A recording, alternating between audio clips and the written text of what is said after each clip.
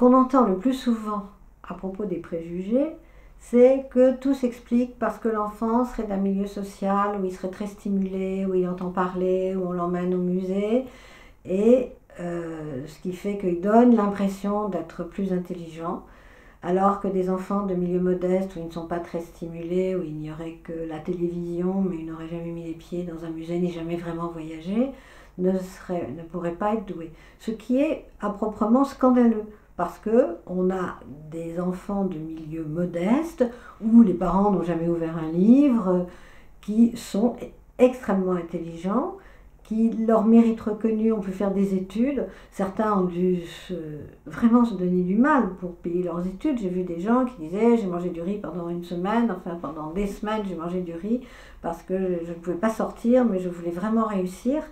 Et ces gens-là qui sont de milieux où en principe on ne s'attendrait pas, d'après une certaine idéologie, réussissent très bien et au contraire, ils réussissent avec plus de panache parce qu'ils n'ont pas été aidés et leur réussite, ils la doivent à leur simple qualité.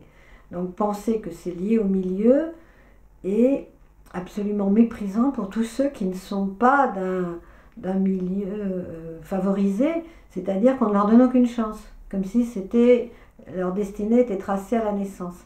Et naturellement, ce n'est pas vrai. Heureusement que ce n'est pas vrai.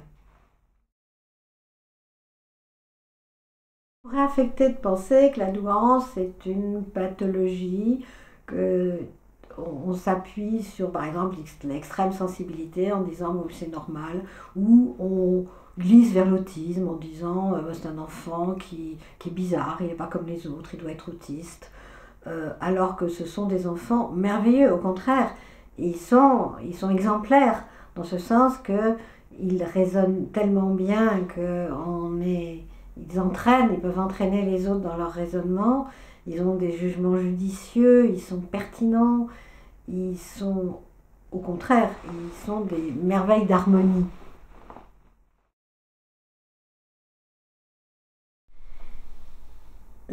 L'hérédité est une question qui revient très souvent. On ne la met pas en cause quand il s'agit de la couleur des yeux, quand il s'agit d'un don pour le sport ou de la taille. On ne la remet pas en cause, et pour l'intelligence, bien entendu.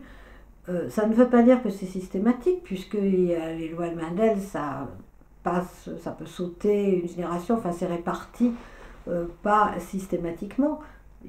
Mais il y a quand même une hérédité, et ça c'est sûr, ce qui ne veut pas dire que c'est systématique. Mais l'hérédité joue un rôle.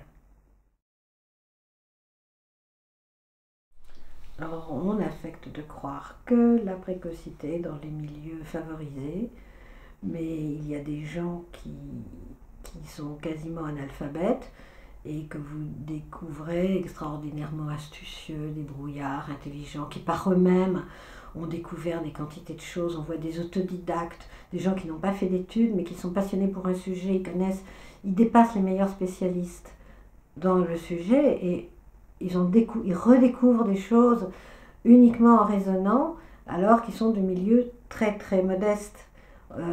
L'attribuer à une classe sociale ne veut rien dire, parce que les classes sociales se modifient. Il y a des gens qui réussissent bien, ils changent de classe sociale, ça gagne de l'argent, ils habitent dans de beaux quartiers, ils ont de belles maisons, et on ne voit plus de différence avec les autres.